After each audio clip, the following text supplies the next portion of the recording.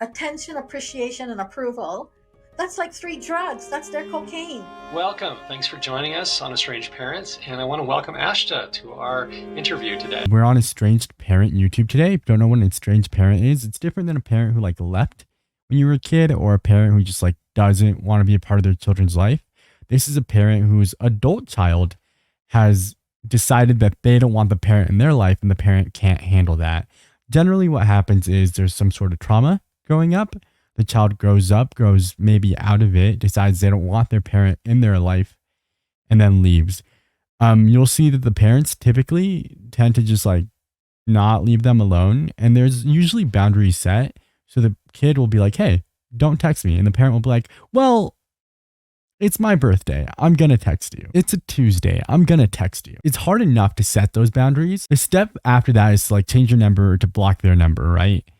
But a lot of the kids will be like, hey, I'm not changing my number in case there's an emergency. Don't text me. And so they have to leave that line open, and the parents will still just text them for no reason.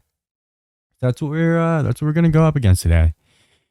I'm not gonna get very personal, probably, because people on YouTube don't know me. These titles are so stupid. Thank you for having me. Tell us about your backstory before we get into the estrangement. Well, I am an intuitive awareness coach, and I am a certified hypnotherapist. I practice yoga, specifically science of the personality.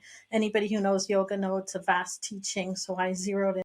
It's oddly common that the parents will have some sort of background in therapy or something to do with the study of people, and they just have no self-awareness at all. And I wonder how they treat the ones that are therapists probably have patients who are parents, who are estranged parents, and they just enable them. In on that. So I've been teaching for about 20 years.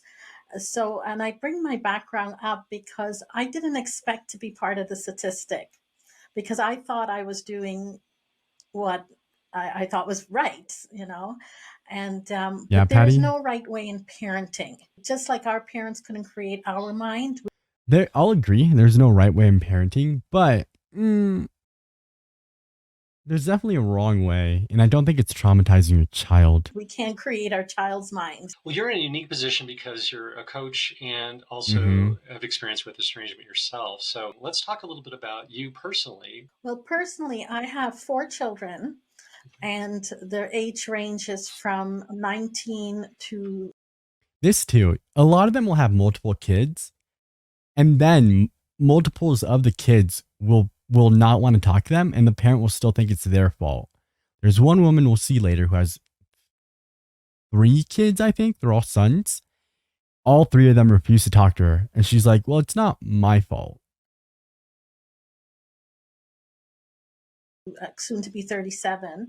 So the 33-year-old and the 37-year-old, 6 years ago, the second child and I had a argument, a conflict. But we always have conflicts with our kids, and I put it down to when everything settles, clear heads will prevail, and we're going to be back to mother-daughter talking. And then that didn't happen What was the within, conflict? a time that we usually would, because we've always had, our falling out. And then the second child, the eldest child, followed her. So the 2 siblings got to. It's going to be they leave out so much pertinent information, and it's going to be something stupid. I don't think this is going to be it, but it's always oh, she thinks she's gay, and we had a fight about that. And they just don't see the problem. Together. And then now it's been 5 years, because she sort of followed the second child within a year later. Again, I thought when everything blows over, clarity prevails, everything will be back, because I never saw myself as someone they couldn't speak to because of doing awareness coaching. I always thought I was approachable. Then the last 2 children followed suit. Unself-aware awareness coach. 3 years later. And I was absolutely crushed.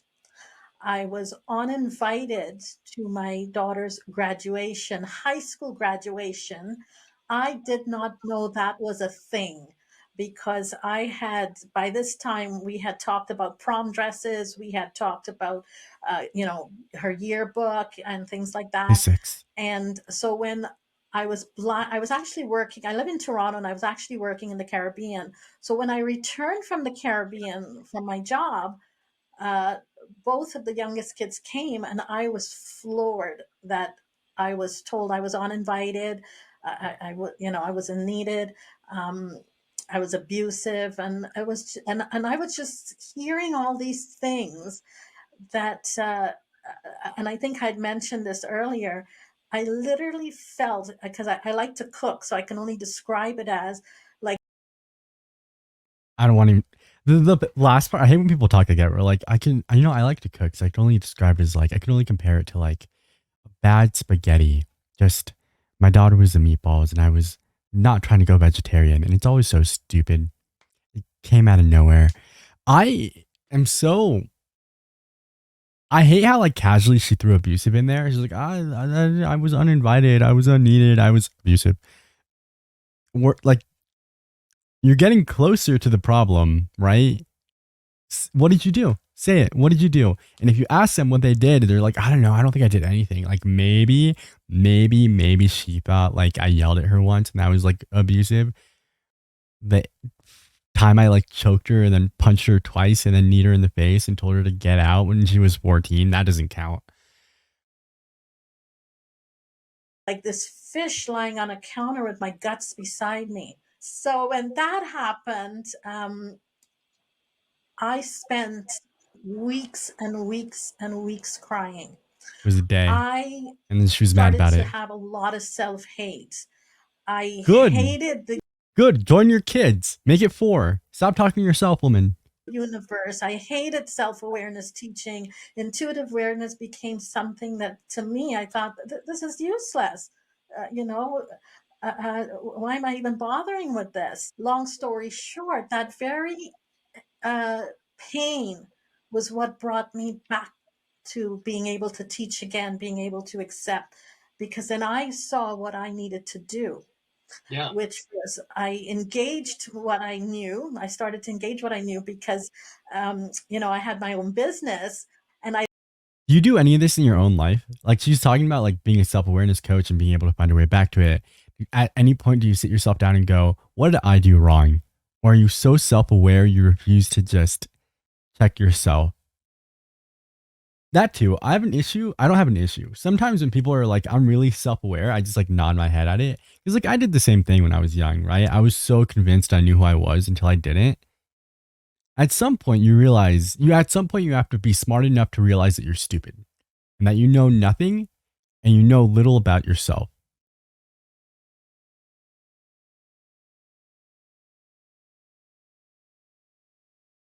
literally fired myself from my own business, which wasn't the best thing, because then suddenly I was facing homelessness. I was You're facing right. a divorce as well, because I had seen 3 kids and the partner's leaving her. That's wild. And you can't tell whose fault it is. Like these people would be so much more. Has been my estranged dad this whole time? No, I'm not estranged. I left. There's a difference. These people are so.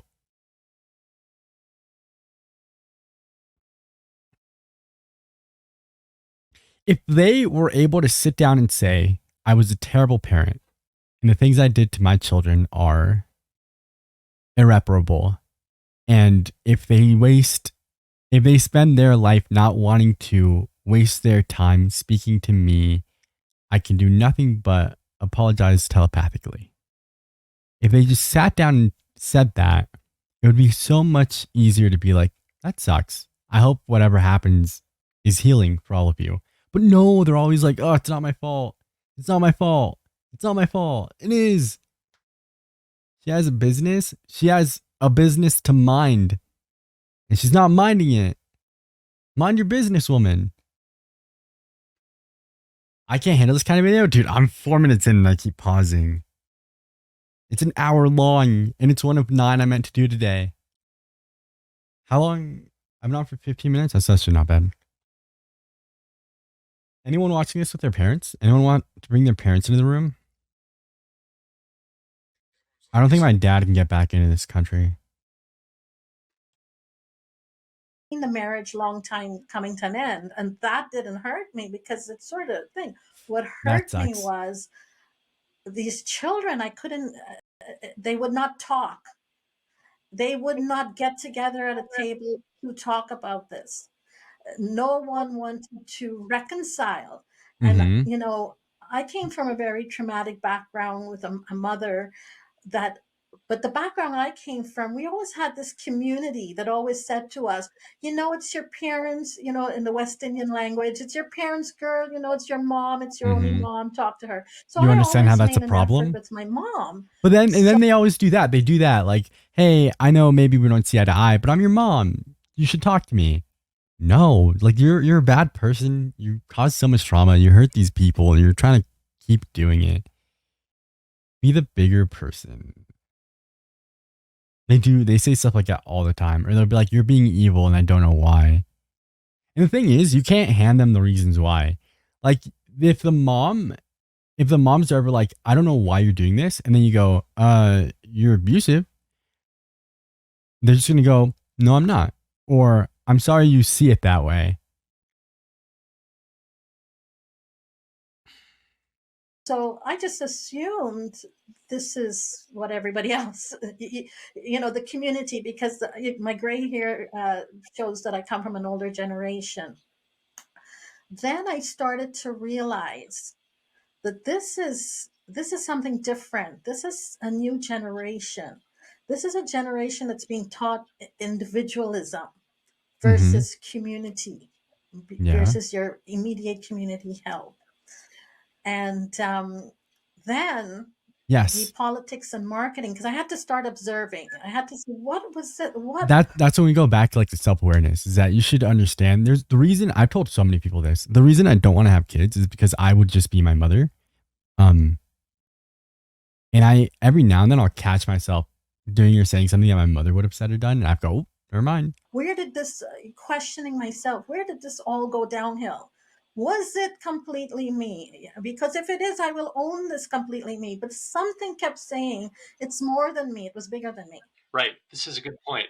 And I want to make sure I get this in today, that the misconception that we're hearing is that children who are estranged from their parents, it's because the parents is abusive. Darvo, deny, attack, reverse victim, and offender every time. Oh, so many of them are like, I'm the victim.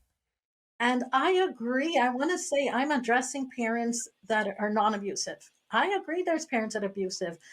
But I can Mm, honestly say, in my practice of 20 years, the majority of parents are so called normal. We grew up in a sort of like a Brady Bunch era.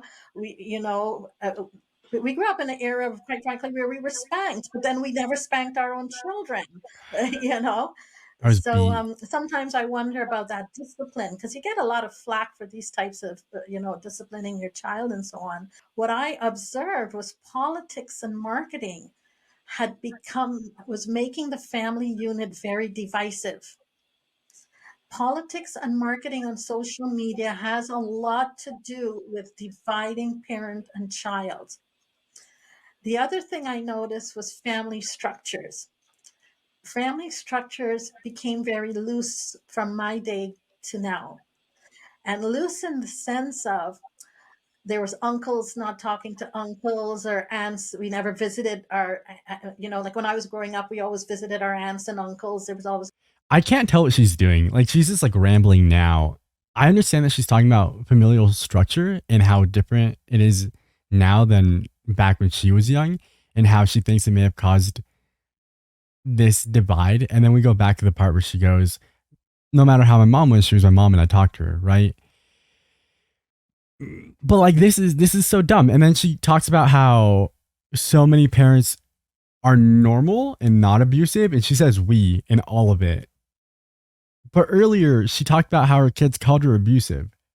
And so you're already starting to see how she has this idea of who she is aside from who her kids tell her she is within their relationship. gatherings. And then suddenly in North America, the lifestyle was you're not visiting each other as much, you're not interconnected with your cousins as much.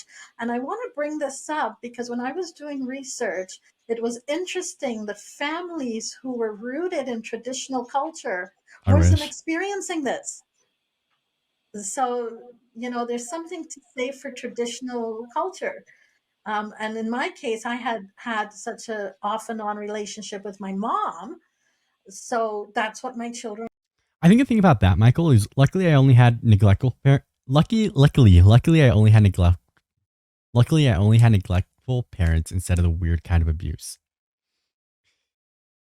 I think the thing about abuse is that sometimes we spend too much time comparing our abuses to each other, and it doesn't always have to be comparative. You're allowed to just have been abused. It's not your fault. Neglect is definitely a sort of one. And that can go into like different spaces, right? Like my mother, and I've said this so many times, she did a good job of making sure my sister and I didn't die, but she didn't talk to us. She didn't spend time with us. She was busy. She didn't care. Or maybe she did, it just didn't show it. And then she was also very physically abusive at times. So like there's all like these little layers of my little tres leches cake. It's hard to develop a parental bond with someone who is not there to be a parent, regardless of what else they gave you in it. saw. And certain members of my family, I just wanted to keep them protected from, where sometimes I think now maybe I should have exposed What do you them want to learn, Slice? so they could have made their own decision. In fact, I made the decision to keep them away, which today. Wait. Maybe I should Did she just say she made the decision to keep her parents away while not understanding why her kids are making the same decision? expose them. So they such a off and on relationship with my mom. Mm-hmm. So that's what my children saw. And certain members of my family, I just wanted to keep them protected from, where sometimes I think now maybe I should have exposed them so they could have made their own decision. In fact, I made the decision to keep them away, which today, I'm paying the price there because when I was estranged from my mom, which I did because she was abusive. No, she did. My children are estranged from me. And when the first two estranged, or even the first, how many years ago was this? That was 6 years ago. And now they're all estranged. Is that right? Well, no, right now. So what happened was, as I went through this process, I started recognizing that I had this parent persona, what I thought I should be. Mm-hmm. And you should be a good parent. Based on my background of teaching, I started to reteach myself. We got to learn, unlearn, relearn. I always tell everybody this. Just know that this is life. Learn, unlearn, relearn. So I was relearning now that, wait a minute, who was really hurt? This personality as a parent that had this expectation of my children. So when I recognized that there was a certain persona, which meant as long as I had this personality, I wasn't actually being authentic with my children, because I think there's a lot to say for the performativity that goes into being a person and a parent and a child. And I don't know how you guys are, but I never spoke to my mom the way I spoke to my friends or the people that I was comfortable with, right? There's a lot of whatever that was. And if you can recognize that, if you can recognize that you're treating your children different than you treat other people, you should be able to recognize what parts of you within that treatment are hurting them. I was saying, well, what went wrong? The moment I question what went wrong, that means I was acting in a personality in a way that I thought would be good for them. Yeah, I tried not to be like my mother, so to speak, but in trying not to be like her, there was many instances I can recall where I did become her. This is a really interesting point, because so many people that I've heard now from our comment stream are basically complaining that the parents don't treat them like adults when they reach adulthood, and they're very upset by this. In fact, even my own daughter, who's not estranged, 2 months ago we visited her, and I had this persona myself where I treated her, I guess, like a daughter because that's habitual, and there's a level where that's okay. There's a level where they're always going to be your child. However, once they are adults, you should treat them like an adult, because you're just going to be annoying. That means when you go to their house, you don't clean unless they ask you to, which is like a weird thing. I don't know. I would never I don't know. I don't have parents, but if I did, I feel like I wouldn't want them showing up to my house and then like doing my laundry. But like like I have a good amount of friends whose like parents will come over and just start cleaning, like even though they don't want them to, and it's just annoying. And it's under the guise of like, oh well, I'm just doing something nice for you, but like, don't do that. It's not nice when you're asked to not do something and then you do it anyway.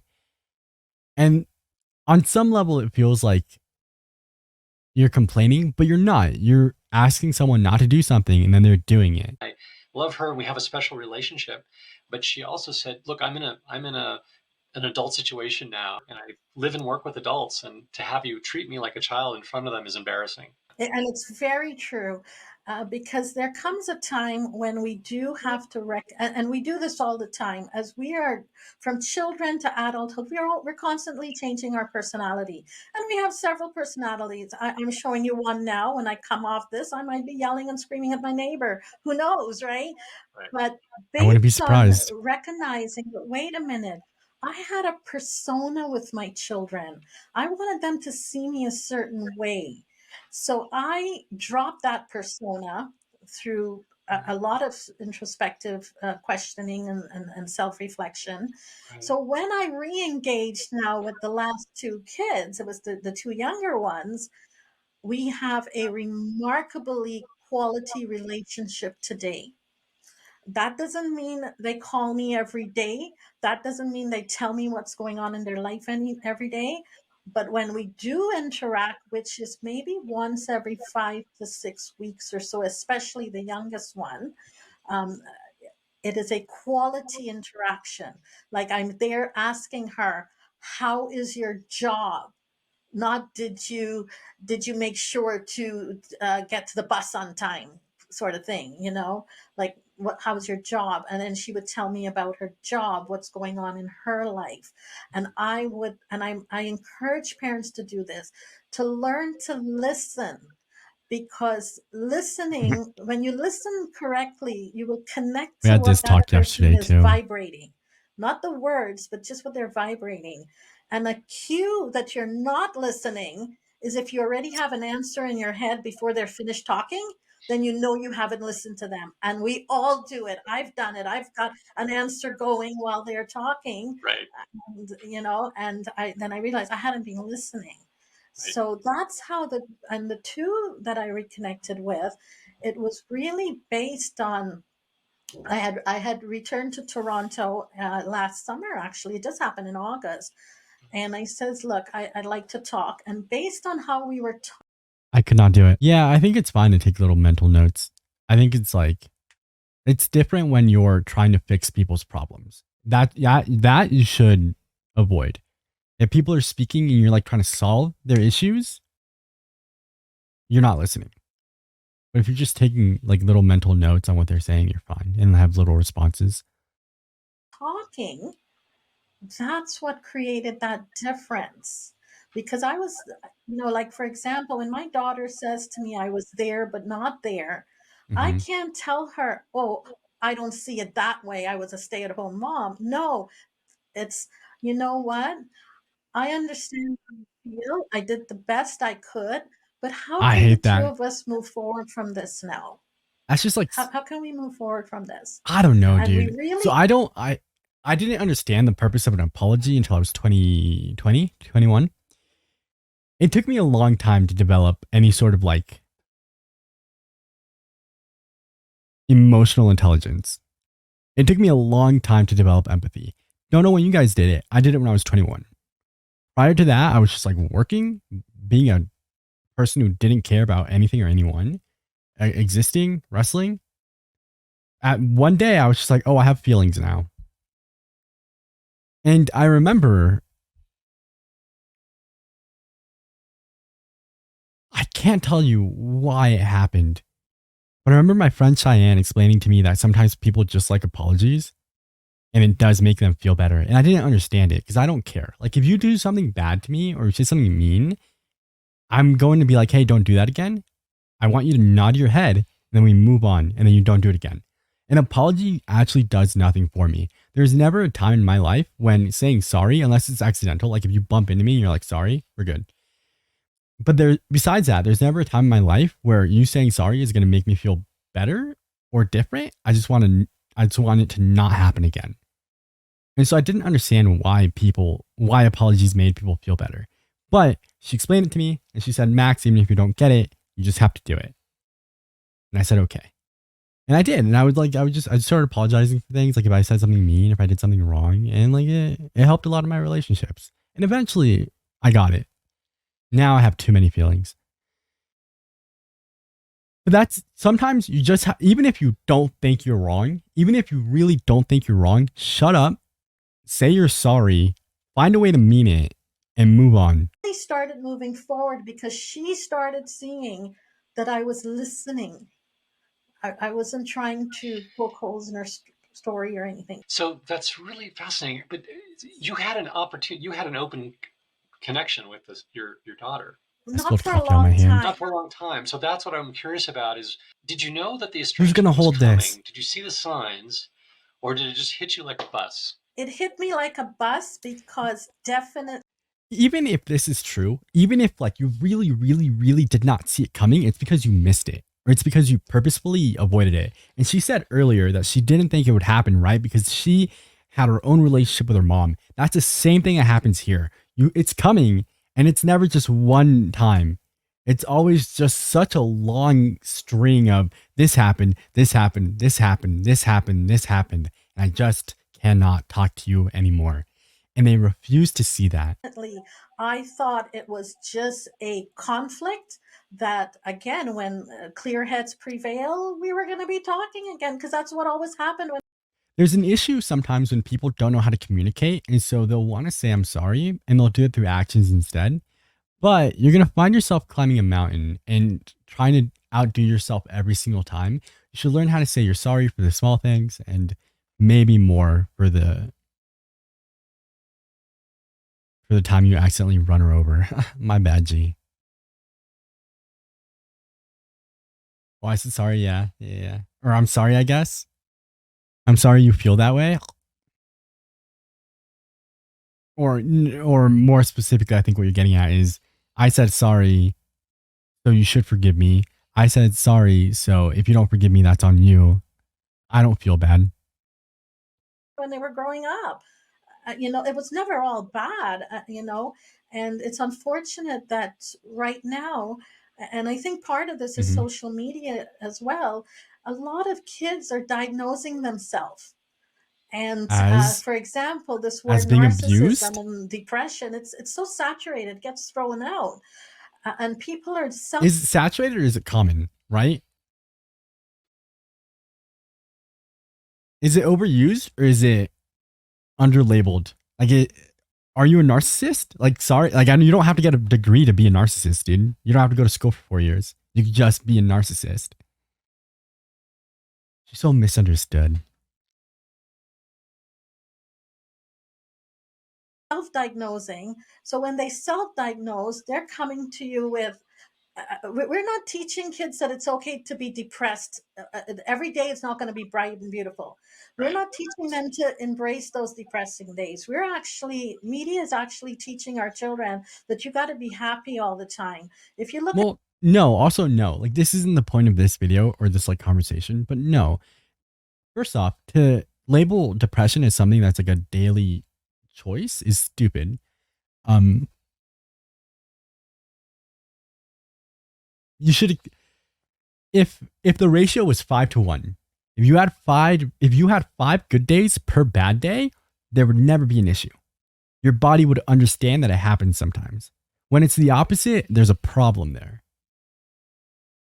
Oh, I'm sure we'll get there, Michael. That was my guess. My guess is that one of her kids was like, by the way, but like I think it was more she was probably really absent. at ads, all these ads are about, create your dream life. Well, I teach people, don't create a dream life. Dreams are unsustainable. They come to an end. Just create your life. So we're looking at this is coming from marketing as well. There's beliefs. Children have different beliefs, different values, And the key to knowing your child also is to observe what they are looking at on social media. What are those marketings that's influencing them? Marketing influenced us back in the day too. We had our hippie days. So I'm really curious about the reasons here. This is a really important area for most parents, obviously. How much do I contribute to this estrangement, or what is the societal impact? In other words, could it be friends and family? I'm not holding anything against him, right? Right now he's a mediator. Right now this guy is just like pushing her conversation forward. So I'm hoping this question is in good light. I'm hoping that he's baiting her into saying that she doesn't think any of it is her fault. Because that's what it sounds like, right? He's asking how much of it she thinks is because of the parents. Hi, PP. Is marketing? Yeah, she talks about marketing and like she's gotten to her job a couple times. She says, take a espresso shot every time she says awareness. PP, bring your parents in for this. Area for most parents, obviously. How much do I contribute to this estrangement, or what is the societal impact? In other words, could it be friends and family, or friends, Suing it could Twitch. be other family members, it could be He teachers, keeps watching media, women. politicians, you name it. It goes on and on. Social media. So we're really been bombarded. I mean, as we've grown up, we've seen, TV with 3 channels to, cable TV with 500 channels. Now we see infinite channels with YouTube and Instagram everywhere. It's just overwhelming. I think we're just being bombarded from every direction with messaging. And who do you trust? And, it's like, where, Ashta, have things gone wrong? Was it the introduction of cable TV? Was it the introduction of the internet? Well, I would say that too is like every generation is going to find a way to blame something that didn't exist the generation before, even though these problems did. The only reason these problems don't seem like they existed before is because we didn't have the internet and we didn't have access to each other. You were the only person in your community with this problem, but there was another person in every other community with the same problem. You just didn't know about it. Say for my second daughter, she was the first one that went estranged, the 33-year-old.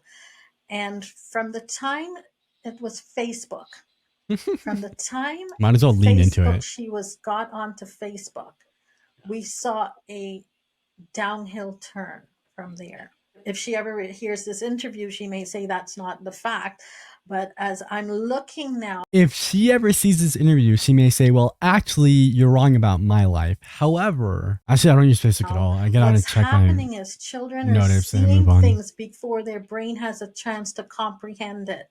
Like we have 16-year-olds talking about narcissism that their brain hasn't comprehended. Yes. However, she's missing the point where their brain also doesn't have a chance to comprehend that you're abusing them. So now they're seeing, oh, this is what's happening to me. Or, oh, this person's a lot like my parent. Oh, this describes my parent. Here's a label for them. That label may be like a little misjudged.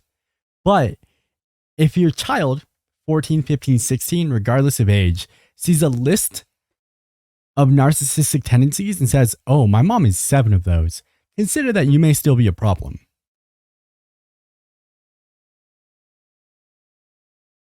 Yeah, that too. Yeah, if she got on Facebook when she was 14, you saw a change in her, and at 30 she decides to go no contact? Dog, you're the problem. What it is, you see, so they're being bombarded with this, just like how we feel overwhelmed. They're feeling overwhelmed, but on top of which they got to pretend to their friends that they know exactly what's going on, that it's back to that in crowd thing. And this was my observation with it. On top of which we do have some psychiatrists, psychologists that do endorse this talk that, like I said, it's a misconception that all parents are abusive. So, for example, I don't think anyone has ever said all parents are abusive. I don't know. Maybe I'm wrong. Hello. I don't remember that being a conversation topic. Did yell at my children.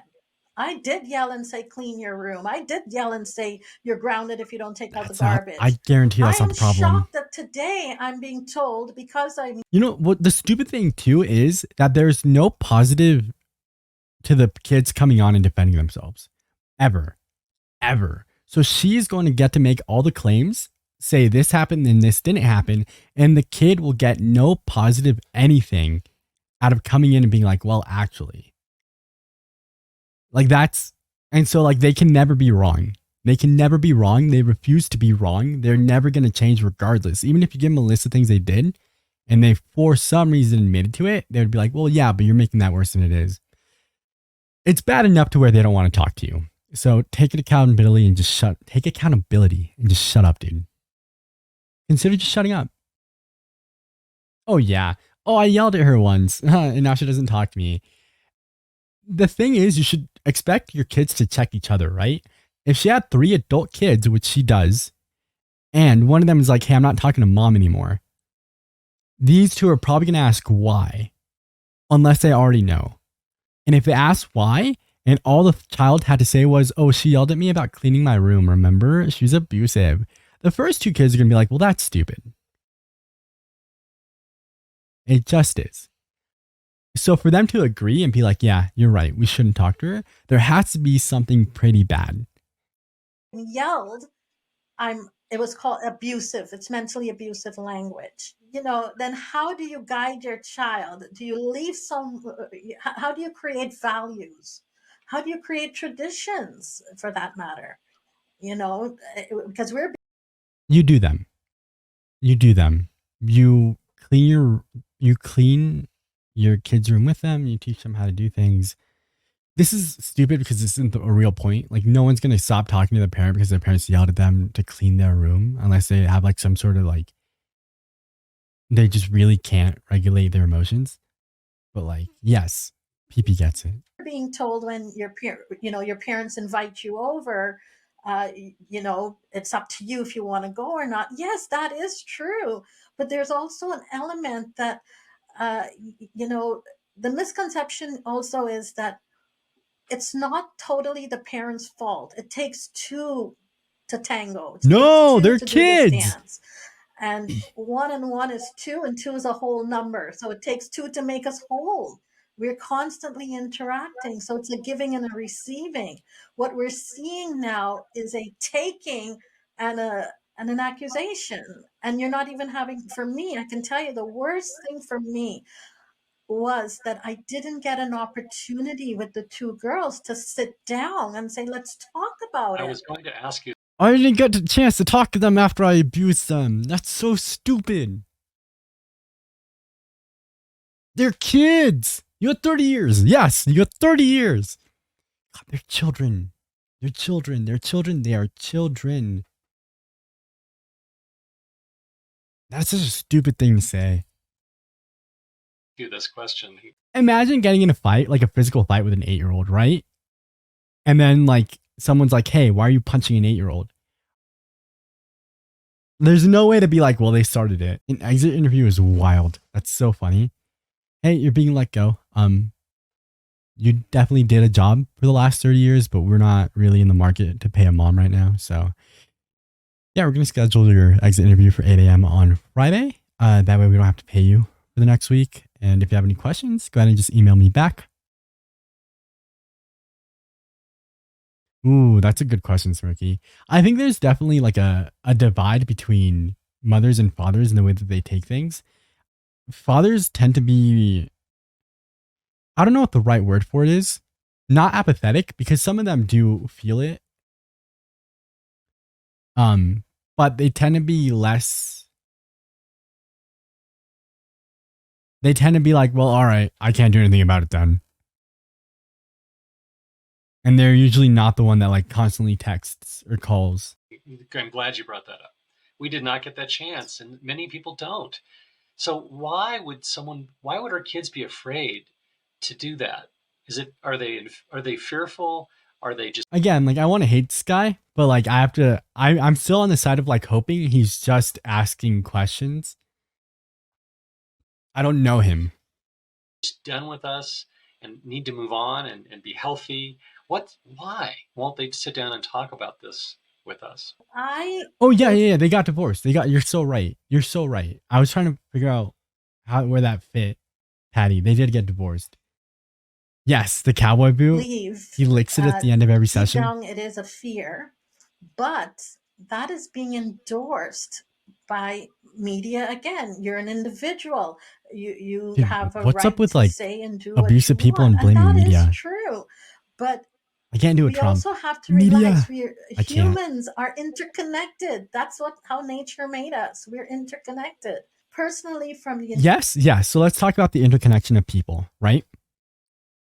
The thing about community is that community cannot exist if people within the community are hurting others. And the easiest way to put that, it was one of them. It was one of those old people.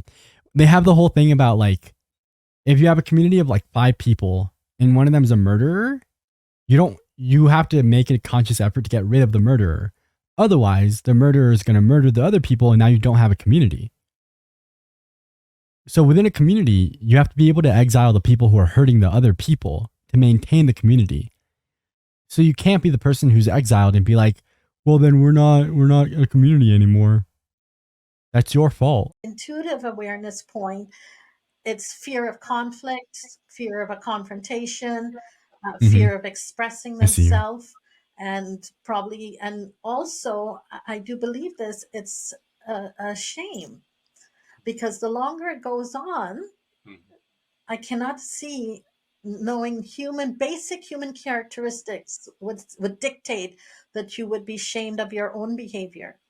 So it's comes down to, do you want to be right or do you want to be happy? So think about when we were teenagers.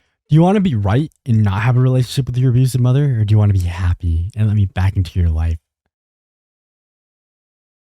This person thinks she's so much smarter than she is, and all she has to do is just shut up.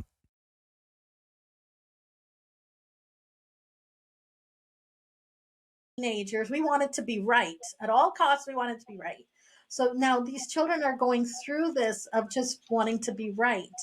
And statistics do say only 2 to 5% of estrangements result in reconciliation.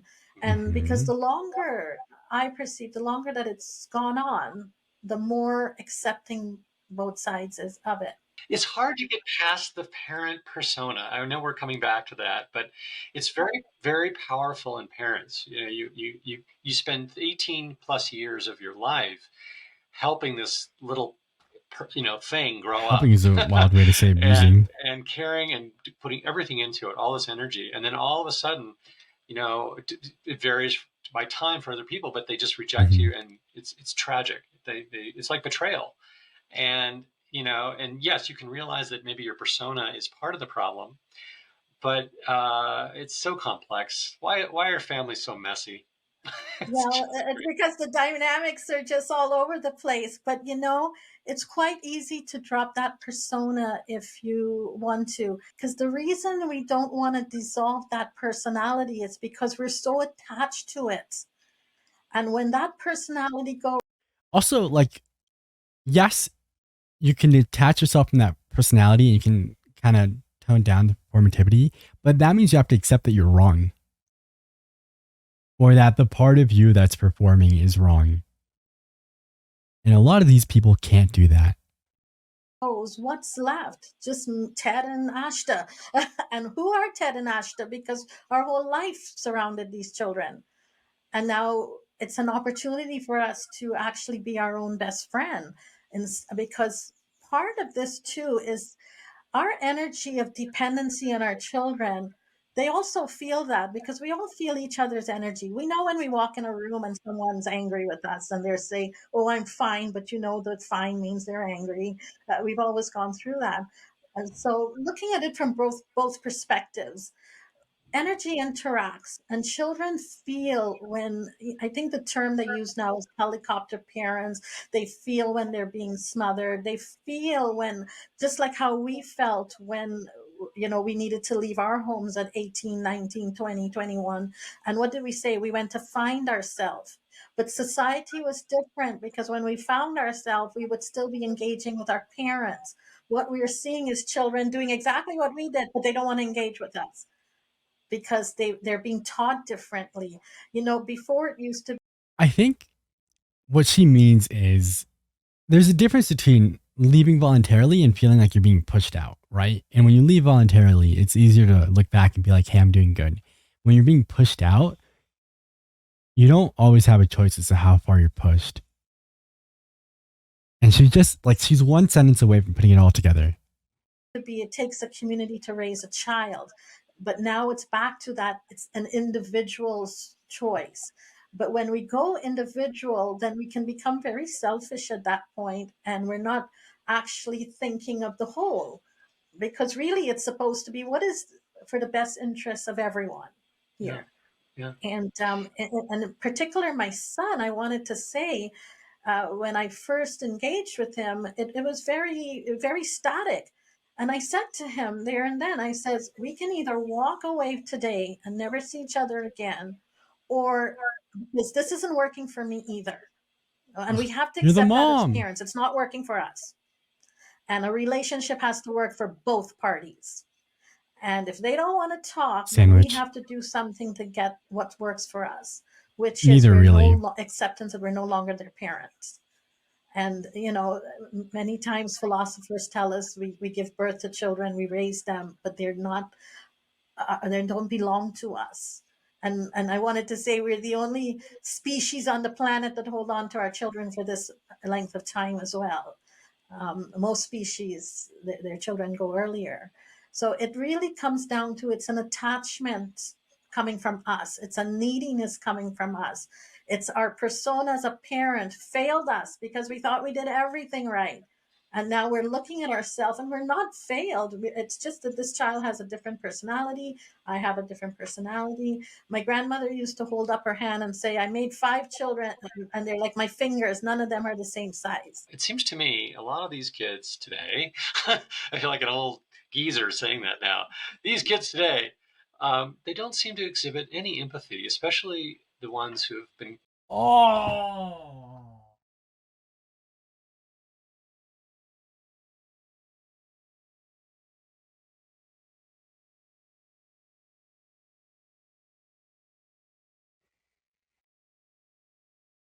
No, the problem is we have too much empathy. We understand that people should be treated well. And you didn't do that. Shut up. I could fight both these people so easily. Just knock their heads together. I'd do it too. I have empathy, but I'm such a bad person. Commenting on our videos, they're very angry, and they take a lot of it out on us, or at least on Diane.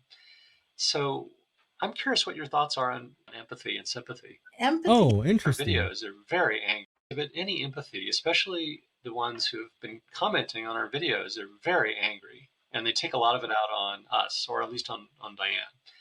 So I think if you have people commenting on your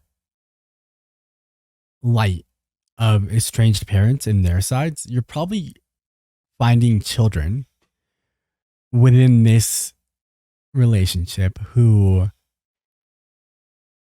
are being told they are wrong and purposefully misunderstood and are trying to get their point across in the comments, or understand that you won't listen to it anyway, and so are purposefully reacting that way. Yeah, that's what I was hoping for, Michael. But I don't like the way you said this. I'm curious what your thoughts are on empathy and sympathy. Empathy and sympathy, I can just say from my perspective as an empath. Empathy. And they're always empaths.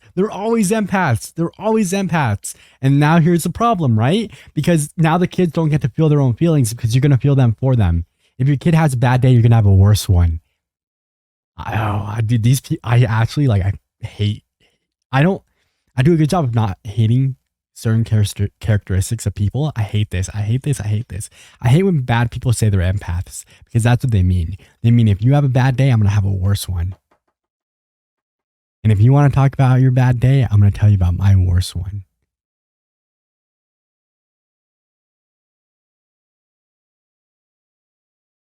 is when you're literally walking in that person's footsteps. You're literally feeling what they're feeling.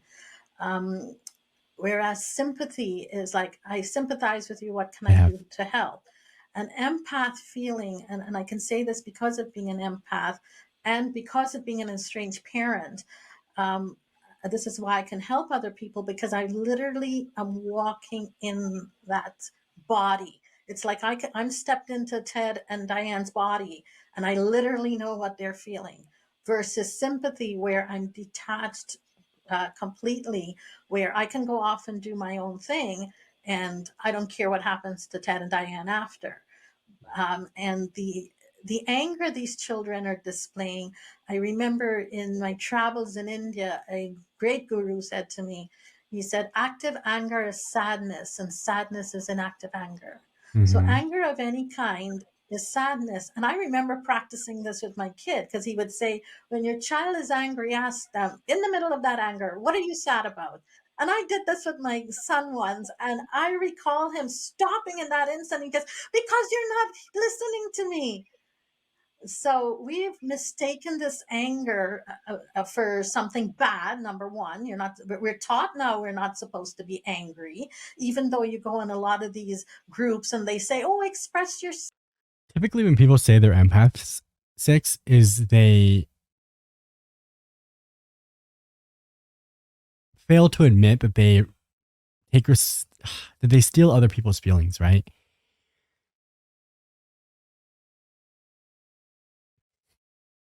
You ever been with someone in your relationship where, in any relationship, friend, parent, romantic, where like if you have a bad day, you're scared of telling them about it because then they're gonna feel bad and they're gonna feel worse. And you go, hey, I had a bad day today. They go, oh, well, that sucks. And now they're crying and now you have to fix their feelings. That's what an empath is. Self, but you know you can't express yourself on a group because they'll kick you off. Nobody really wants Mm-hmm. to hear your stuff. So these children are also faced with nobody really wants to hear their stuff. The other thing, Ted, is victimization sells on the internet. Big ticket item on the internet. So we have a generation of kids that grew up on the internet. They're getting very much a lot of attention. So think of You stole their land so that they could steal my feelings, Michael.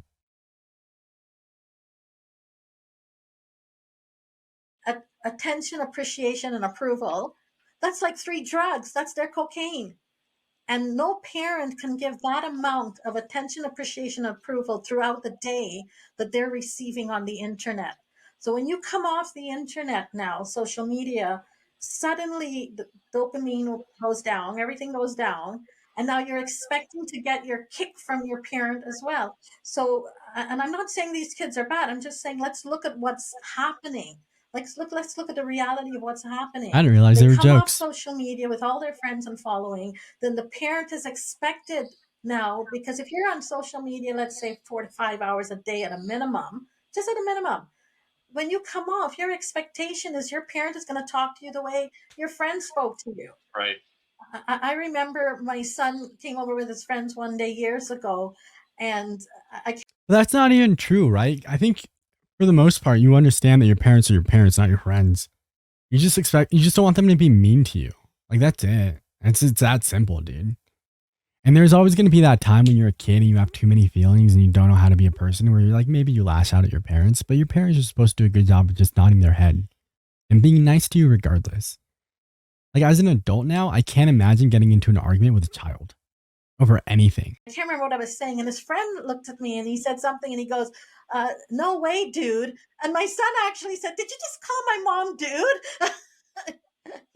Because that's how they're talking. Yeah, there's a lack of respect, though, a lack of empathy Memory. from kids, and I totally understand. It goes back to One, if there's a lack of empathy from children, consider that maybe their brains aren't fully developed and that empathy is one of the final things that develops within you.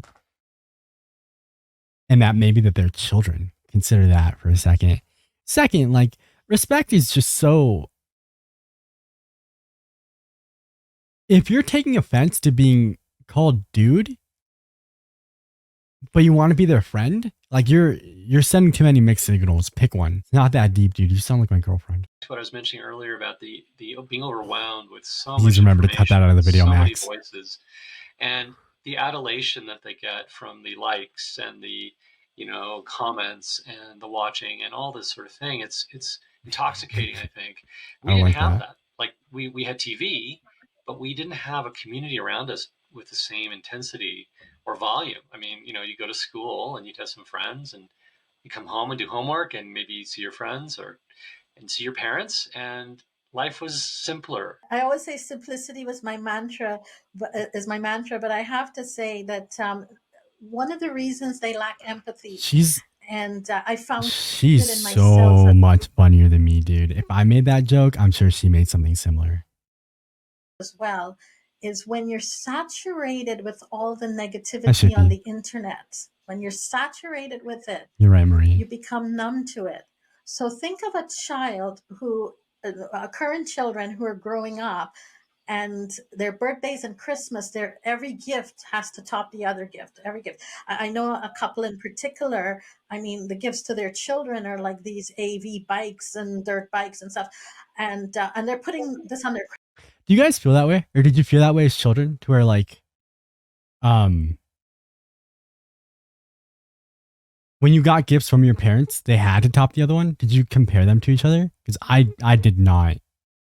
I didn't think about that at all. A problem I had is that I'm so easy to buy for that people don't believe me. And as a kid, anytime anyone would ask me what I wanted, it was always Pokemon cards. I was like, give me a $6 pack of Pokemon cards and we're good.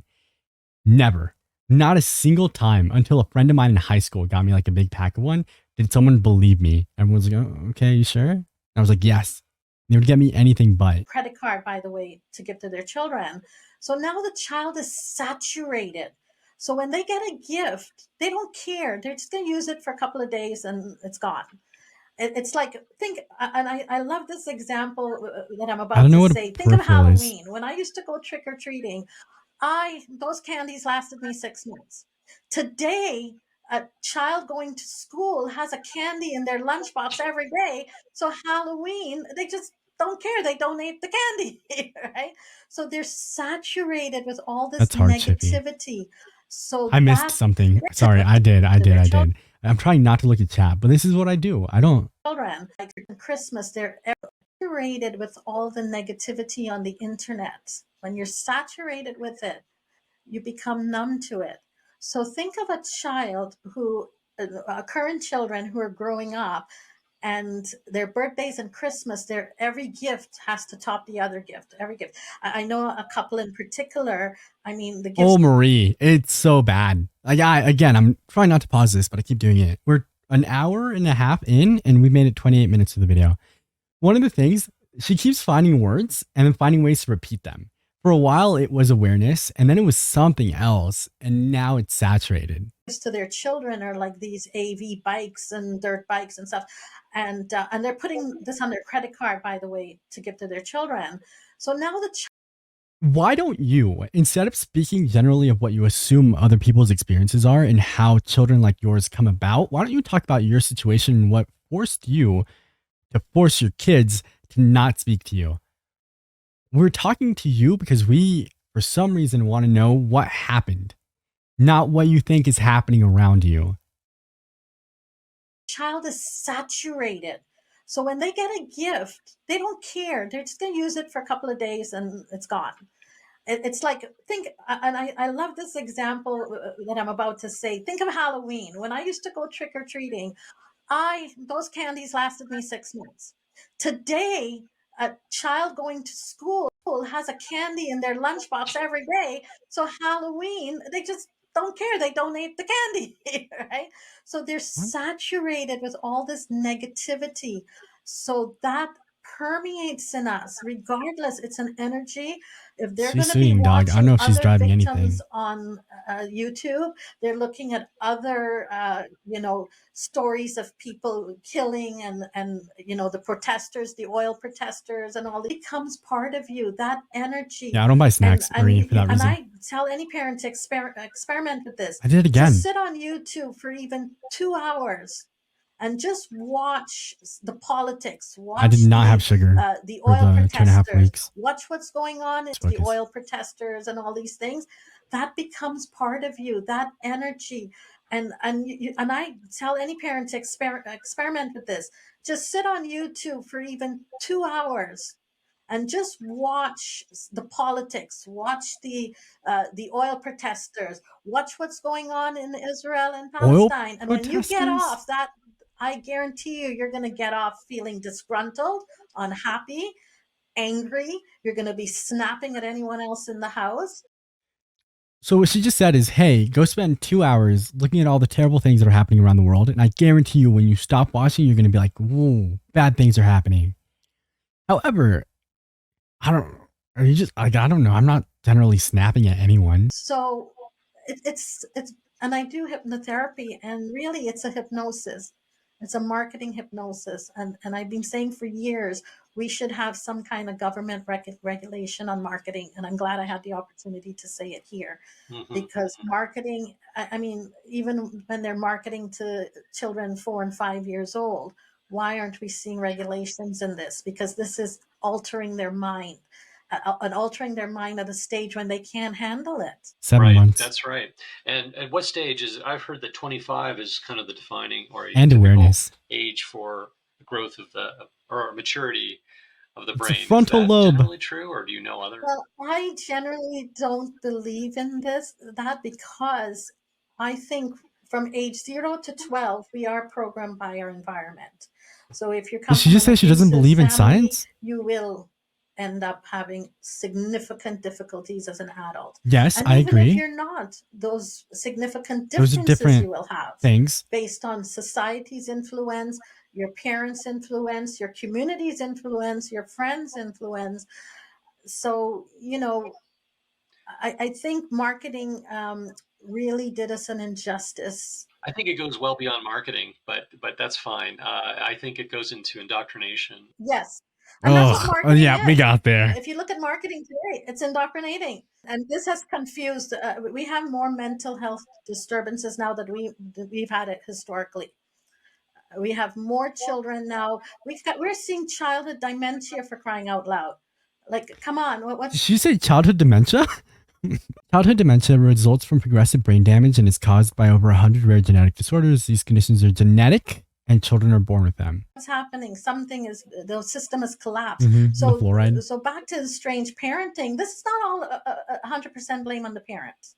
Absolutely. What sucks here is that she's made so many points that are unfounded and there's no sense of like pushback.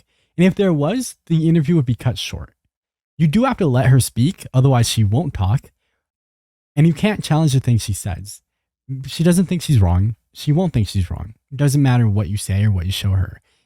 And that cuts into why the kids are never going to respond. Why the kids are not going to be like, ooh, one of them does. I don't know if we'll watch it because I'm going to forget. One kid actually did make a response video to one of the moms because she's like an influencer. And she's like, all right, everybody keeps tagging me in this. Yeah, I think the issue with Slice is if he had challenged her, I think they're on the same side, which is stupid. But if he had challenged her, she would have probably just been like, I don't know. Nope, you're wrong. In the same way that if the kids come on here and go, this is what you did, she goes, I'm sorry you feel that way. Which is something she said earlier. Absolutely not. And as I said, I do agree there's parents who are abusive. That does have to be addressed. But the vast majority really... Stop talking about generalizations when this is about you. You believe there are parents that are abusive? Are you or are you not one of them? She said no. Your kids say different, and I am leaning towards believing your 3 children and your ex-husband over you. Really did not do that. Do you have any statistics that you've found about? If she answers this, if she says, yes, I have statistics, I don't think she's going to say where they came from or they're going to be inaccurate, but she's going to say, yes, I've seen.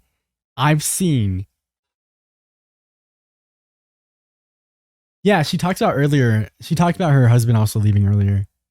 Is that how she said that? Or how did she say it? If she said her husband left, that's wild. The separation between percentage of abusive parents and non-abusive parents? That I don't have a statistic, Uh-huh. but I I have a can tell you an feeling. observation, because when this whole thing started with me, I went on some parent groups. When this whole thing started with me, I went on groups where people feel the same way I do and told me exactly what I was also feeling. And so, from a group of like minded people, I have pretty accurate statistics, and here they are as I present them to you. Oh, this is so stupid. Somebody press play. I can't do it. And I have to tell you, the majority of groups that I personally saw were parents that were sending the police on their children. That were, I remember going on this particular group, and this father was saying, "My son is he's just a stupid asshole," And I'm like, I wouldn't even think of saying that about my child.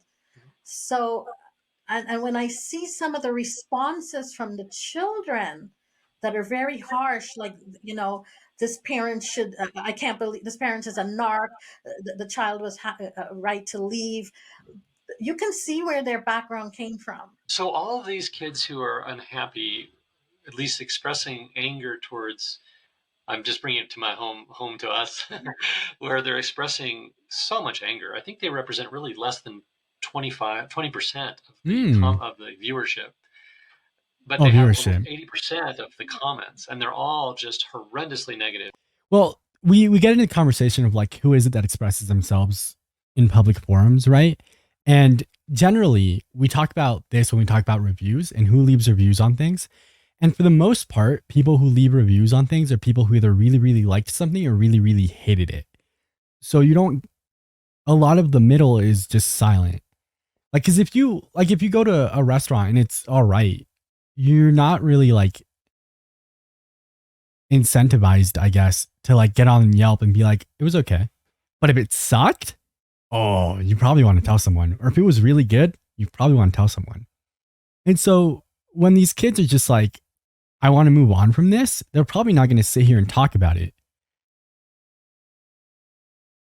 And those are the kids, but I've seen the other side with parents. We get into it later. The commentary video I saw had a moment where she talks about the woman in the video, the mom talks about how she got onto like subreddits, but the commentator, Bose, she said something about how they are also narcissistic. They all want to be the center of attention. So when you get them all in a room, they end up like not really listening to each other or fighting because they all want to be the one person getting attention. Who are horrendously terrible. Sure. Uh, my Yeah. my daughter's an idiot. She doesn't know how to take care of her child. I've seen that as well. This is why I said, I Yeah. think it's not the majority, because if you look at the internet, it's a small pool. Usually, parents, like for myself, when I went on that group, or several groups that I looked at, I just backed out and deleted it. So it makes me wonder of the people who are staying in it and ruminating in this hate against their child. Some of them are highly resentful. They don't know what I did for them. It's like, no wonder your child doesn't like you. I mean, I She's so wouldn't like you if close. I was your She's so child, right? close. No, She's you're right. so It goes both close. ways. We talked about reconciliation. We mentioned in our discussion prior that it's very, very low, the chances. And Very low. if you're looking to heal parents who are really just distraught from this trauma, this is trauma for many. Our belief is that we need to find a way to detach, to be happy without the relationship. What's the success rate of being able to detach? It's a very difficult process. We've done it personally, but others are just 10 years in, 15 years in, they cannot do this. I missed So I'm really something. He's asking about like how many people are able to let go, and then he says we've done it personally. Does that mean one of his kids is gone? Because he spoke earlier about how they visited his daughter a little while back. So I wonder now if he also has an estranged kid, and it's just like on that side of things. And having an estranged kid and using it for like internet clout is gross. who are goes both ways. We talked about reconciliation. We mentioned in our discussion prior that it's very, very low, the chances. And Very low.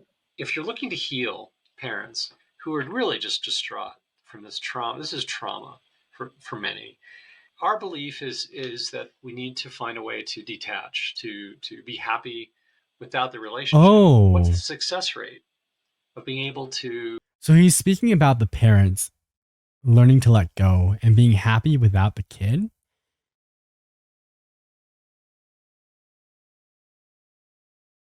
I am definitely taking this a little bit too personally because it does apply to me. But but then I get into it too much. I would like to believe my mother is living a good life and that she is happy. To detach. It's a very difficult process. We've done it personally, but others are just 10 years in, 15 years in, they cannot do this. So I'm really curious your thoughts on this. It's a belief is when we're for or against something. We either believe it or we disbelieve. So the first thing I would ask any parent is, why do you disbelieve Go that you join can't detach Sawyer's from this child? Discord. Because then it comes down to fear. And the fear is, if I detach from this child, what's Buy going a to hoodie. happen to me? Because at the end of the day, they still have an inner child, mini me ego in there. We all have it. It's been proven scientifically, all these things about that inner me ego. And this is why I developed this program to help those parents go through that detachment process. Because when you're attached to someone, they're in charge of your Mm-hmm. emotions. So let's put it this way, if your daughter called you now, you would be happy as a lark. But if 6 months from now still something isn't happening, That's actually you're going to true. feel that twinge all the time. There's always going to be a little spark there. So, which means she's still in control of your emotions. And whether it's a child, a spouse, a friend, a mom, or a dad, I no think one should be in control of our emotions. I think it's pretty deep in here. It might be like this very top one, and we're going backwards. But like, oh, it's gonna make you so mad. The way this woman, the one in the top two thumbnails, speaks about the relationship she has with her child is infuriating. And she refuses to leave her alone.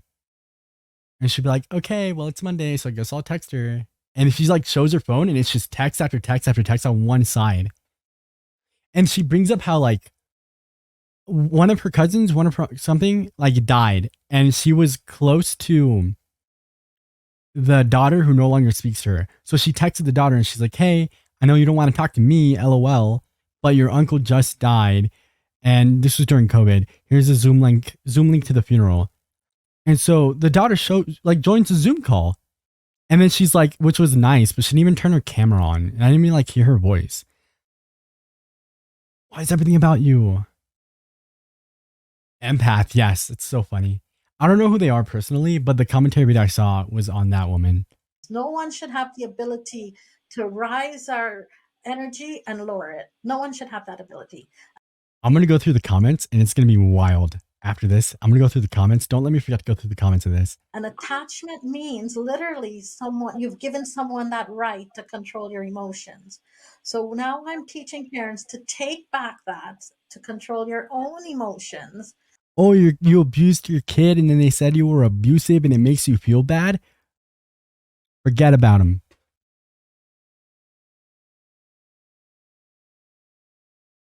And They're the first we got to problem. work on that fear. Why are you afraid of believing that detachment can work? What does detachment mean to you? I know in Western society, a lot of people feel that detachment means you're not going to have feelings for your child, or, it means you're shut down and things, but it's not. It actually means you're even more open up. Because what I'm teaching parents to do is to be their own best friend, not to try to be best friends with your child or nobody else for that matter. It's to be your own best friend, and how to be happy in your aloneness. Because what is happening, it's a loneliness and neediness. Loneliness is when we're needy and we want this child because this child has to fulfill something in us, and that in itself is unhealthy for both parties. Any child that I actually think, even with your daughter stepping away, it's actually healthy that they're able to step away, because any child who's hovering over the parent is actually quite unhealthy. It's quite an unhealthy thing to do. But one thing I'm curious about is She teaches self-awareness. I think it's related. I mean, we get this anger, and again, Very it comes ironic. back to the fear and the society and all this. But we get this comment by many, many estranged children who say they don't owe their parents anything. Because if listen Yes. to what the child is saying, I don't owe you anything. Therefore, what is the parent saying? You owe me something because I raised So you. close. You're so close. The whole You're idea so we're close. upset is because we invested so much time. I mean, we have to take a really strong look at ourselves, which I had to do. Now And we're I getting to the part really where I say, Max, shut up. had some shameful moments of yeah, exactly this. I did raise you. I did invest time, so I deserve. There's a certain level of deservingness that we parents feel we have. And what the child is saying is, I don't owe you. I didn't ask you to do these things. And they're right. Who asked us to do these things? So close, dude. Society said this is how we were supposed to raise them. But they also didn't ask us to abandon them in a garbage can when they were kids. I mean, it's implied to me. Like it's Those not. are two completely different things, dude. I raised you. I didn't abandon you, so then you owe me. No. No, no, no. If a child can full on feel like they don't owe you anything after you raised them, then you probably didn't do a great job of raising them.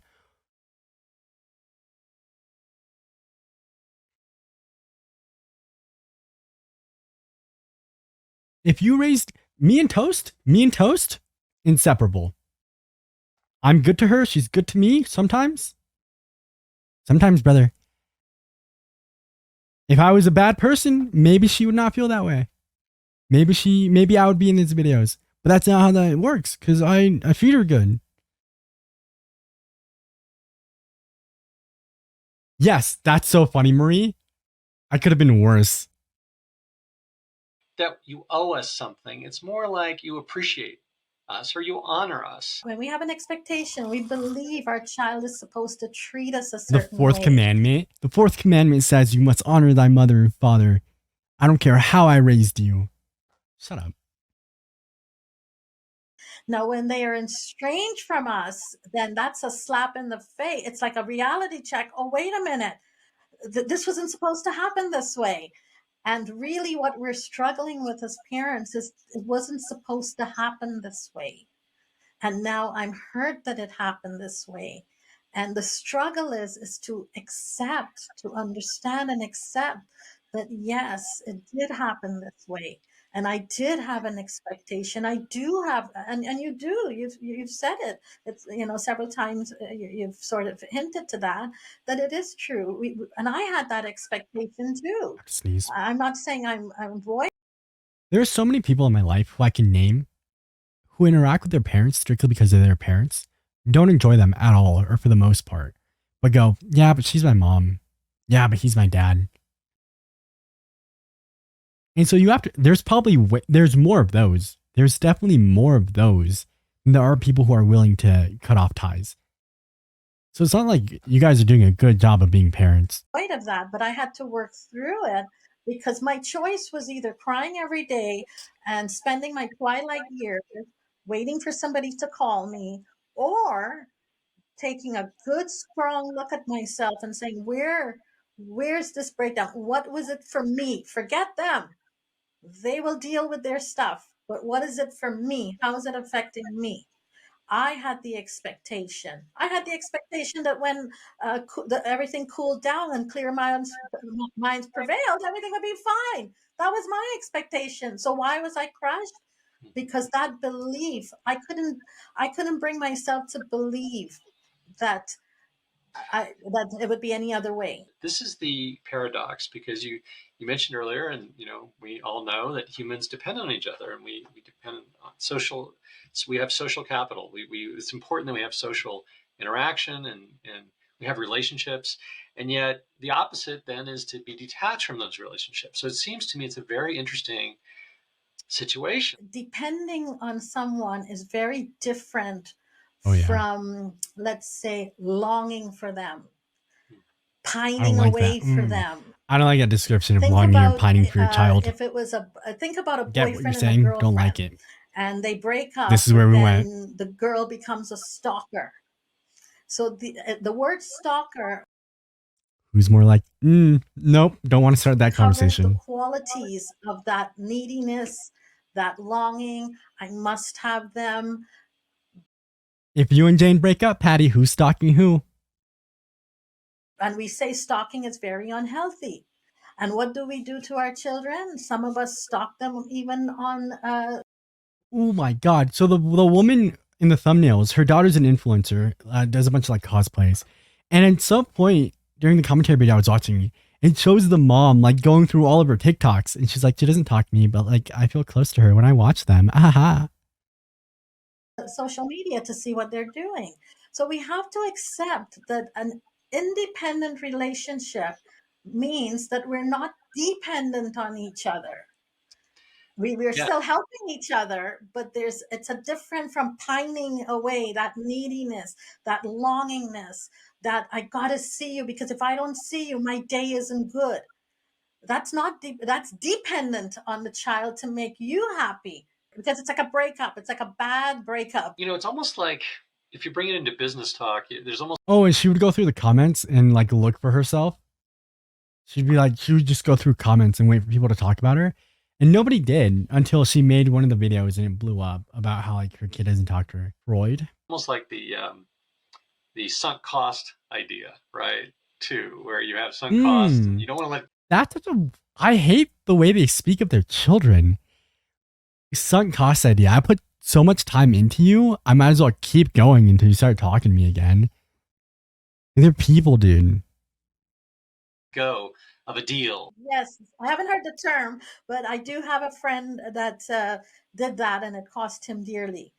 He Right. held on to a project, saw it going downhill, couldn't detach from it, and it sunk him. Attachment will destroy you. It will, and that's what brought me out of this because I had to start recognizing those principles that I had started life coaching with. Let me ask you, no contact. I think one of the big problems with this estrangement process is just not being able to have that connection where the relationship is essentially over, and it's hard to get past that understanding. Is there a way to reestablish contact, even though, let's say you're fully detached and you've accepted and you're in joy mode and happy days, you still would like, because you love your child and you'd still like to connect. Is there a way to reconnect with no contact? Once you're detached, there will be no thought in your head about reconnection. You will absolutely be in that space where if it ever happens, I'm there. And if it doesn't, but there will be no thought of it. If there's thoughts of it, that means you're still attached. Ah. There's no thought of it. And the thought of even I don't even teach reconciling because that is dependent on the other person. Again, you're giving your power to the other person.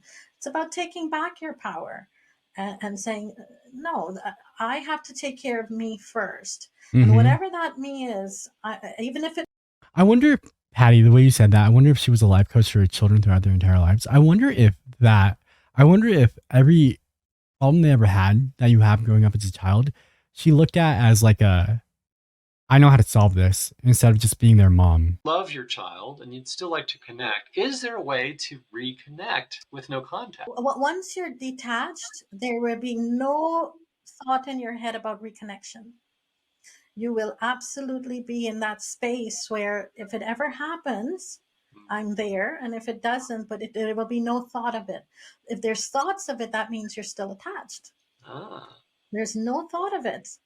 And the thought of even I don't even teach reconciling because that is dependent on the other person. Again, you're giving your power to the other person. It's about taking back your power. This is, again, these are all just like different ways. The sunk cost fallacy, I think it is, theory, whatever it is, social currency, power, control. These are ways you shouldn't be speaking of about your relationship with your child. And saying, no, I have to take care of me 1st. And whatever that me is, even if it means I got to cry 24/7 because I can't talk to you. But think of it this way.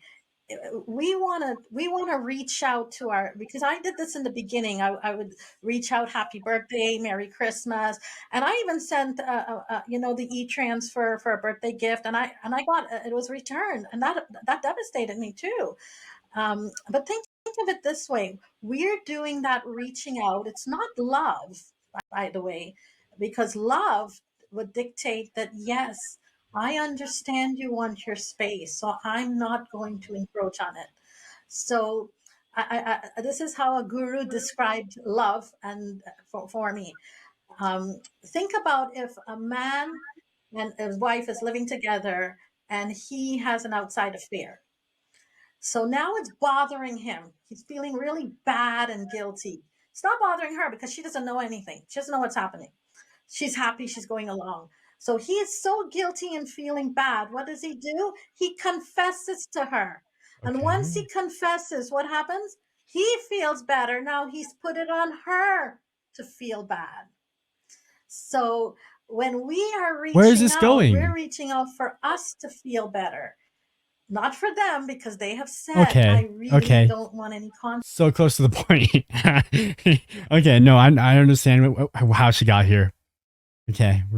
contact with you.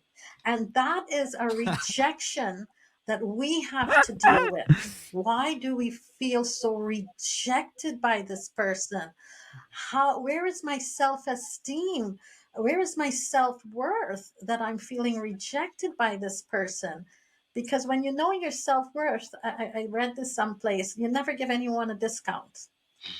When you know yourself, you can never give anyone. So, There's a and tweet. anyone There's a tweet that's like, I know what I'm worth, but sometimes I go on sale and it gets me so good. includes your children as well. This is why I don't promote reconciliation, because that indicates that you're going to be fighting for that other person to be talking to you.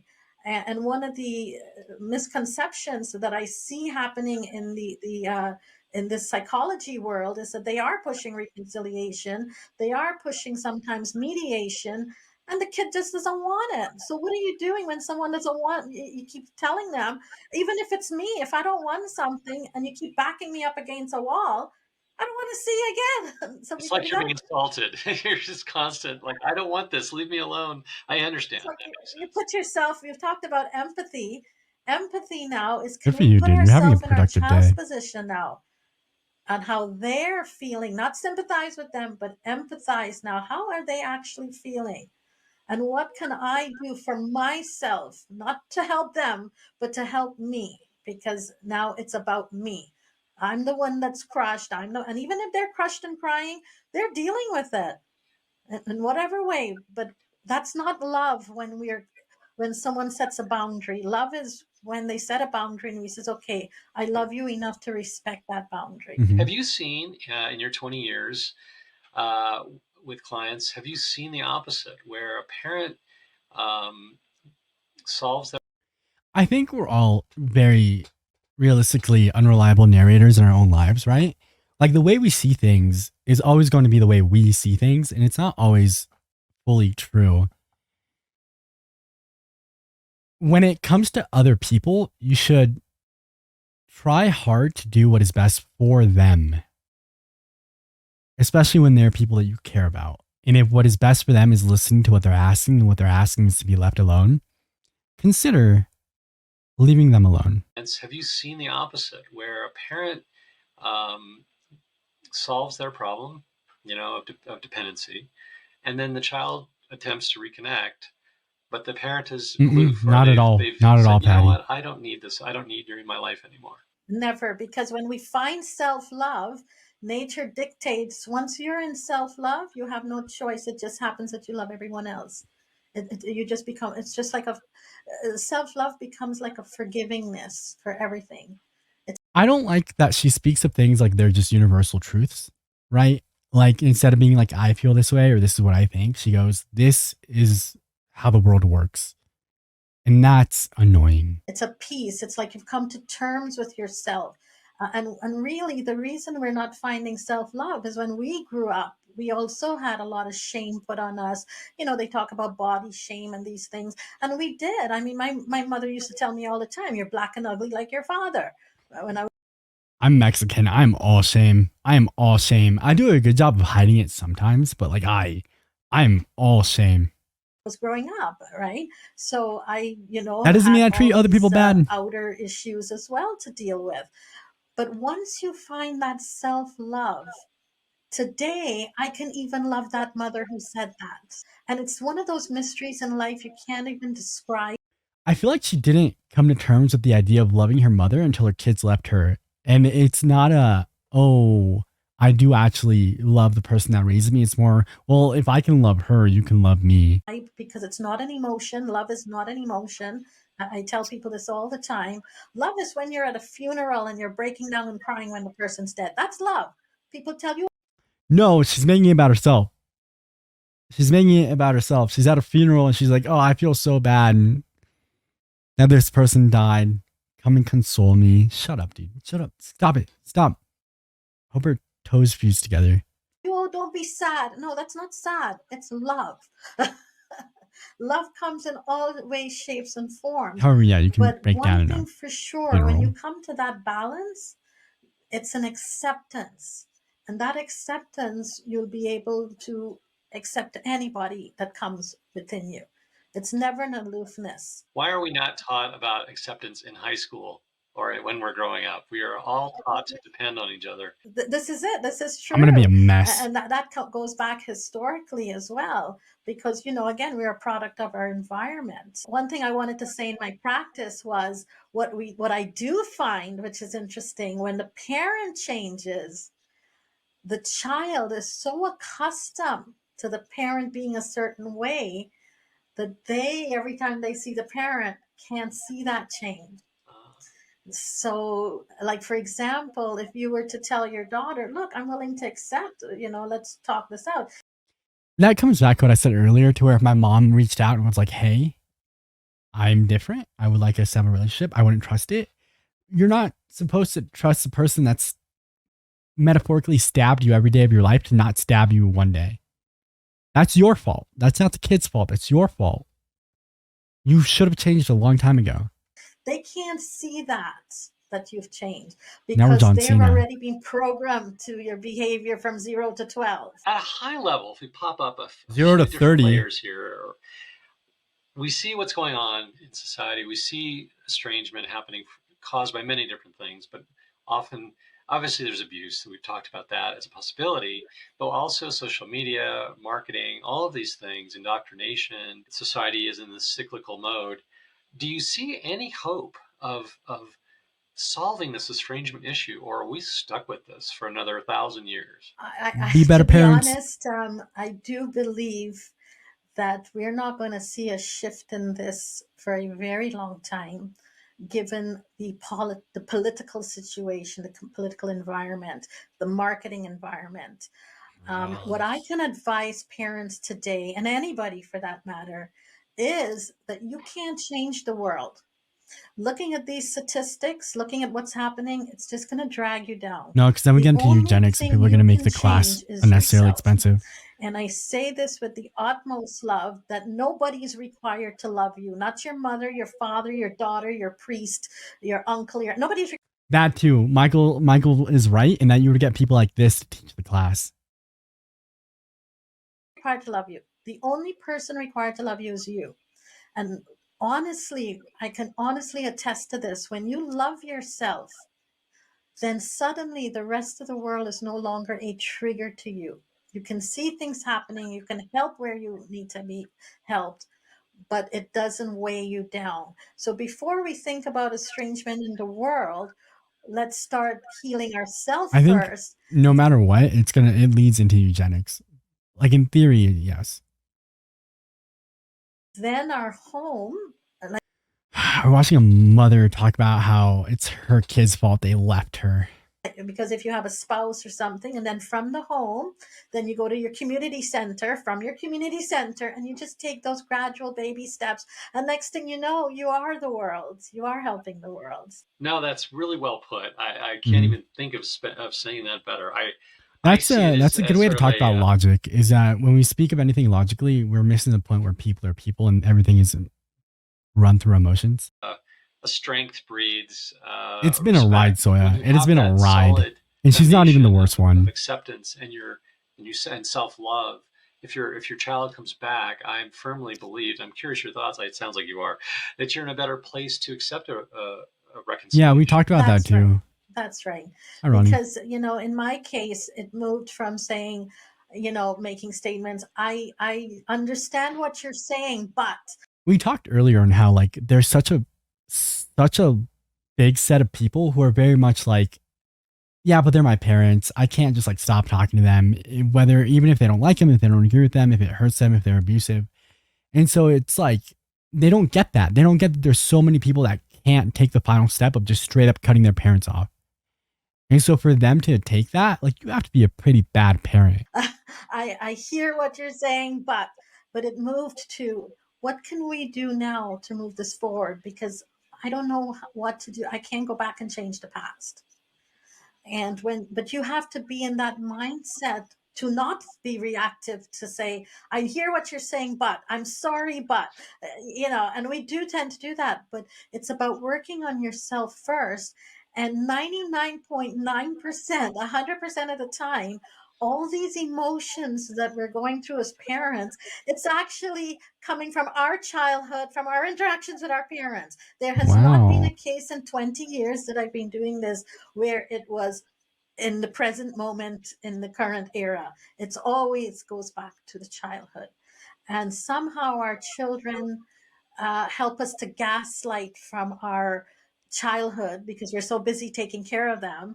But when they're gone, then suddenly all that, they always say, no matter how you put things in the dark, no matter how much you suppress them, it will certainly come to light. Anything in the dark comes to light. Did And I you always see I missed advise it? people, help us to gaslight from our Ooh. moment in the current era. It's always goes back to the childhood. And somehow our children help us to gaslight from our childhood because we're so busy taking care of them. But when they're gone, then suddenly all that, they always say, no matter how you put things in the That's a weird dark, no way to matter how use much you gaslight. suppress them, it will certainly come to Yeah, light. that Anything in the too. dark So comes. every like 15 minutes, she chooses a new word to say like over and over again. Yeah, I understand that. I think I understand what she's saying. It's just a weird way to use it. What she's saying is, I think distracting is probably a better word. Like she's using the raising of her children to distract herself from the trauma that she experienced, and when they're gone, she has to deal with those emotions. And so now she's like, oh, blah blah blah, whatever. The light. And I always advise people, like, do your inner work daily, so when you die you don't have to deal with it all at once on your deathbed because that's not where you want to be, dying in fear of and sorrow over things that you didn't resolve. There's a nurse on TikTok, and I don't remember her name, but she talks about how she does end of life care, and a lot of the time she'll end up with like people who are dying, who are like, hey, call my son, call my daughter. We haven't talked in 20 years, but they need to know that I'm dying. And so she goes to her car, she sits down, she goes, there's a reason these children do not want to talk to their parents. There's a reason these children are not talking to their parents. There's a reason these children are not talking to their parents. And then she calls them and they go, hello. And she goes, hi, my name is, I work, your father name told me that you guys haven't spoken in 20 years, so I don't want to force anything. He asked me to call you, and I can give you all the information if you want to come see him, but that's all up to you. And I've never seen a TikTok where they go, yes, where they go, yeah, I'll go. And she's super polite for it. She's super polite. They always go, I don't want to do that. Nope, there's a reason I don't talk to them. And then she goes, I get that. Just wanted to make sure. Have a great day. She goes back to the patient. She goes, nope. We all had terrible parents. At least one. Involved needs to work on. It Interesting. exposes what each individual involved needs to work on. So if you're feeling rejected, unappreciated, then that is something, because that's not. You know what, Patty? I think there's a 2-year span in my 20s that were really, really hard. And I think it's because of my now ability to just have emotions. Whereas if that happened when I was a teenager, I wouldn't have thought that hard about it. But now I have too many feelings. That will be a friend. A day will come and a friend will do it to you, and you'll be like, I just feel so unappreciated. We were friends for so long. What happened? I had that done with me with a friend, actually. And she wouldn't tell me why. And I was like, well, we've been friends for so long. Danger had the ability to bring me to tears. But then it turned out it was my mom's stuff and my dad's stuff and my upbringing. This is fascinating. It's like you're talking about sort of a clash of needs. That's Like usually how I you've got describe it the to people. parents' needs and the child's needs.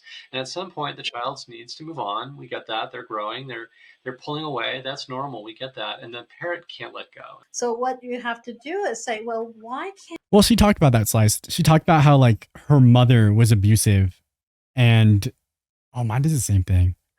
She talks about how her mother was abusive, and she didn't really realize she was doing the same thing to her kids because she was like, well, I tried so hard not to be my mom that I kind of became her. But then you understand the problem.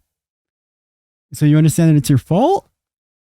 But we don't get that far. And she goes, nope. She's been so close so many times. So many times. can't I move? And this is for every parent who's listening to this. Why can't I have them over for, why can't I accept that they're not coming for dinner anymore? Why can't I move on? Why can't I stop thinking about her? Why can't I? And it all comes back to the I, because what we do is our brain is designed to put it our perception is designed to put it on the people. Everything goes to the other person. You, he, she, they, them. Bringing it back to, wait a minute, it's not them. Why can't I stop searching the internet for answers? Why can't, and when you ask those questions, then believe it or not, within you, as mysteriously as it sounds, your own intuition will bring to you that why. Why can't I stop feeling rejected? Why do I feel so rejected? That's But if you such an issue I have with people sometimes, and specifically her, is how she speaks of everything like it's a universal truth, and now how it's like how everything works. Instead of just being like, this is my situation, this is how I think I got there, these are my truths. She just speaks of everything like it's just relatable to everyone. Oh, if it's happening to me, it's happening to everyone. The reason it happens to everyone is, what? I don't care what you think happened to everyone. Tell me what happened to you. Tell me what you did. Yes. Yeah, Marie was very right. keeps thinking it's if you keep looking at it, and this is for everybody, if we keep looking at it as the internet, the marketing, everything, it's just going to be ruminating and going in circles. Your whole twilight years are going to be wasted on research that will never make sense. So bring it back and says, well, why can't I stop searching? Why can't I stop We're thinking back of her? full circle, all the way back to And marketing. I had to do those very things. And as painful as it could be and as challenging, today I'm actually glad I did it, because it's almost like you're already in the mud, so you have no choice to wait out the mud. You're starting off in the mud, so to get out of it, you got to wait out of it, right? And it's really bringing. And there's an old thing that years ago I learned. Pardon me. It's, you spot it, you got it. As long as you see it in someone else, why can't? Because we said they seem unappreciative. Why am I unappreciative? Why can't I appreciate the time that I did have with her? Why You're talking about your daughter like she's dead and not like you traumatized her, son. You're talking about your son like he's dead and not like you traumatized her. That's so stupid. I don't. It's a bunch of different videos. I don't know if they're all interviews. I don't know who the guy is. This is the very first video, and you get no context. You just jump in. I hate that, and I don't know what I want. I don't know what I want because I want them to move on in the same way that I want my mom to move on and stop trying to contact me. But now she's explaining herself moving on, and I'm like, I don't know. I'm unsure what it is that I was looking for, but I am annoyed that she speaks of her child like they're dead.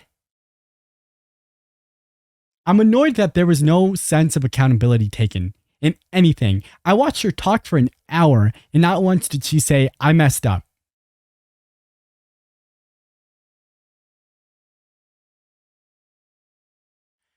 stupid. I'm looking for answers when I should have just been listening. But like, that's so. These are bad people. These are bad people. I don't know if it's over Zoom. Probably. It was 7 months ago, so not like a COVID thing, or maybe I don't know. No. This is 7 months ago. I don't know. It was uploaded 7 months ago.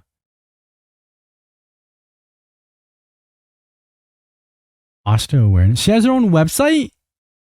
Hold on, let's do the last 17 seconds. Our children should be with us all the time. It's our own programming. It makes us comfortable to have them at Christmas and Thanksgiving.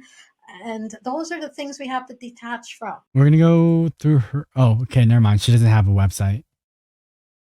Estrangedparents.me, a private community for parents coping with estrangement. Choose a plan. You have to pay for this. While we welcome parents from all walks of life, this community isn't for everyone. If you're closed-minded, have difficulty entertaining new ideas, or if you are dogmatic in your beliefs and try to convert everyone to your way of thinking, this is not the place for you. But they're all going to be like that.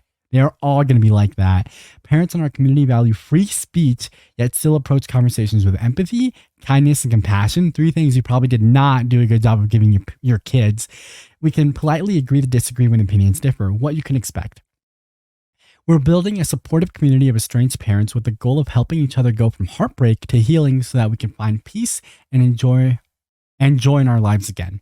Here are a few things you'll be able to do as a member of Estranged Parents. You'll introduce yourself to the community, share your story, and have conversations with other parents at various stages of this difficult journey. I watched a video the other day of somebody getting their tonsils taken out, and their voice sounded completely different. I wonder what I would sound like if I got mine taken out.